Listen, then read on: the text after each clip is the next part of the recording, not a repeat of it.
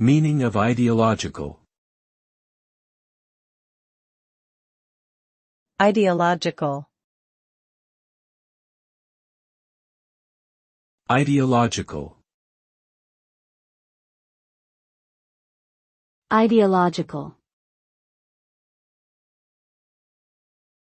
Ideological.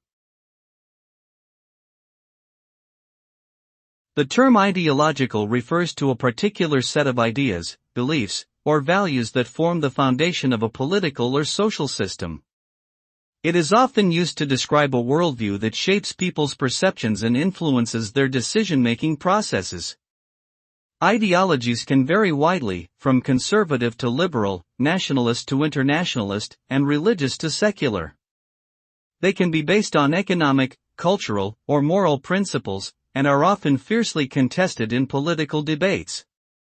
Understanding the various ideological perspectives can be helpful in navigating complex policy issues and having informed discussions about politics and society.